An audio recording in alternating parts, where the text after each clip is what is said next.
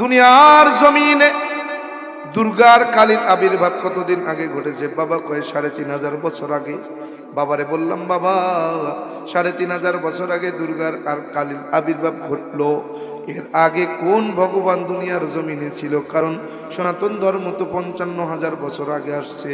৩৫০০ বছর আগে যদি দুর্গার কালীর আবির্ভাব ঘটে, তার আগে কোন ভগবান এই দুনিয়াতে এসেছে? বাবা কয় জানি না। বাবা কয় কি জানি না। কেন জানেন না? কেন? বাবা জানি না। আবার কেন? আমি বললাম, বাবা ভালো কথা, জানার দরকার নাই। আপনার কাছে আমার প্রশ্ন, বাবা বলেন না, এই ৩৫০০ বছর আগে তো মোবাইল ছিল না? ছিল।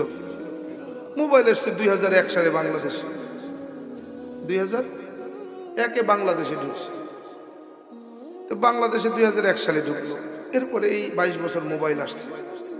তাহলে দুর্গা দেবী আসছে ৩৫০০ বছর আগে। তখন তো আর মোবাইল টোবাইল ছিল না। ক্যামেরা ছিল না, ক্যামেরাও ছিল না, স্যাটেলাইট তাও ছিল না। মোবাইল নাই, ক্যামেরা নাই, স্যাটেলাইট নাই।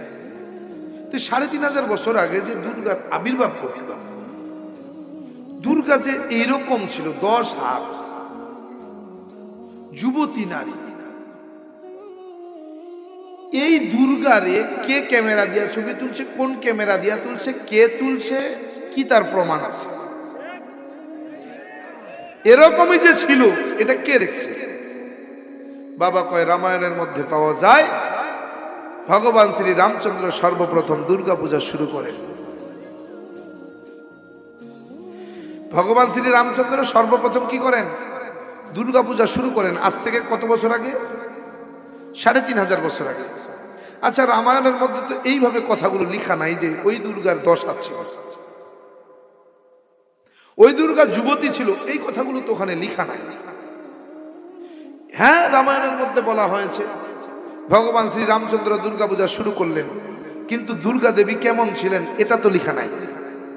যে তুমি ভাব পাইলা কেমনে যে দুর্গার ১০ হাত ছিল, যুবতী নারী ছিল?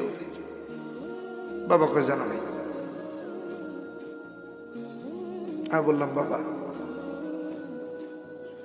যেহেতু জানেন না সেহেতু মানি না, যেহেতু জানেন না সেহেতু মানি না। চিন্তা কইরা দেখেন, মা কালী জিহ্বা ১.৫ হাত বাইর করে কামড় দিয়া রাইখা স্বামীর বুকের উপরে পাড়া দিয়া এই যে দাঁড়াইয়া রইল উলঙ্গ, এই কালীরে কে দেখছে, কে ছবি তুলছে, এরকম ছিল, কি তার প্রমাণ আছে? রামায়ণের মধ্যে আছে। হ্যাঁ, রামায়ণের মধ্যে এই ২টা পূজাই আছে।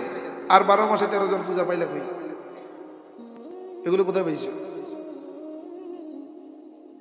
রামায়ণের মধ্যে ২টা পূজা আছে, একটা দুর্গা পূজা, একটা কালী পূজা। আজ থেকে ৩৫০০ বছর আগে আবির্ভাব করেছে। তাহলে আর ১১টা খোদা পাইছো? এরা কারা? বাবারে কই, বাবা মুসলমান কত বোকা জানেন? কেন? কত বোকা এরা, আল্লাহরে দেখে না কিন্তু আল্লাহরে সিজদা করে। আর আমরা কত ভালো, আমরা ভগবানের দেখে দেখে সিজদা করি। সত্যই বলছো, আসলেই ওরা বোকা। খালি বোকা না, চরম বোকা।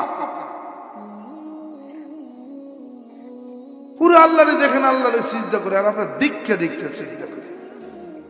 কত ভালো। সত্যি তোরে আমি পণ্ডিত বানাইয়া ভাগ্যবানের মতো কাজ করছি। তুই আমার বংশের উজ্জ্বল একটা নক্ষত্র, তুই আমার বংশের ইজ্জত সম্মান বাড়াবি, বংশের মান মর্যাদা বাড়াবি। তুই বংশের প্রদীপ, তোর দিয়েই আমার বংশের গৌরব অর্জন করব। বাবারে কই, বাবা মুসলমানরা কত বোকা, আমরা কত ভালো। ওরা না দীক্ষা সিজদা করে, আমরা দীক্ষা সিজদা করি। ওরা কত মূর্খ, আমরা কত ভালো। এটা আগে ভাবতাম, এটা আগে ভাবতাম। এখন কি ভাবো? আমি বলি বাবা ভাবা ভাবি পরে একটা মন্ত্র বলি, মন্ত্রটার সত্যতা দেন, যদি মন্ত্র সত্য হয় তাইলে আমরা সত্য, যদি মন্ত্র মিথ্যা হয় তো আমরাও মিথ্যা। বাবা কয় কি মন্ত্র? আমি বললাম বাবা বেদের মধ্যে আছে না তাস্তে প্রতিমা আস্তে।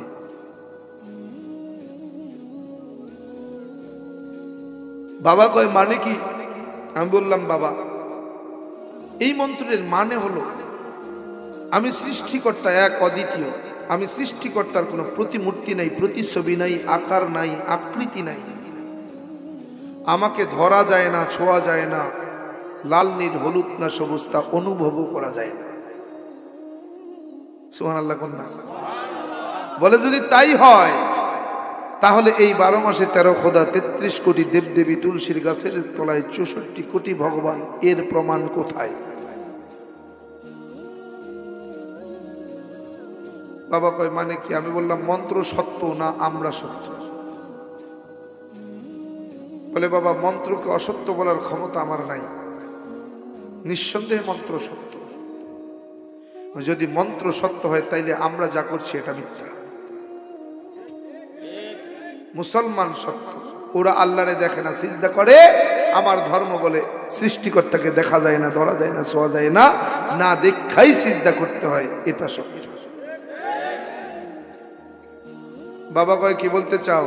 আমি বললাম বাবা তেমন কিছু বলতে চাই না, এটা তো কেবল এক সাইড, কেবল শুরুই। বাবা কয় মানে কি? আমি বললাম বাবা এটা তো কেবল শুরু করলাম। পৃথিবীর জমিনে এ পর্যন্ত 1250টা ধর্মগ্রন্থ পাওয়া যায়, এমন একটা ধর্মগ্রন্থ নাই যেখানে ইসলাম শ্রেষ্ঠ জীবন বিধান এই কথাটা বলা নাই। বাবা কয় মানে?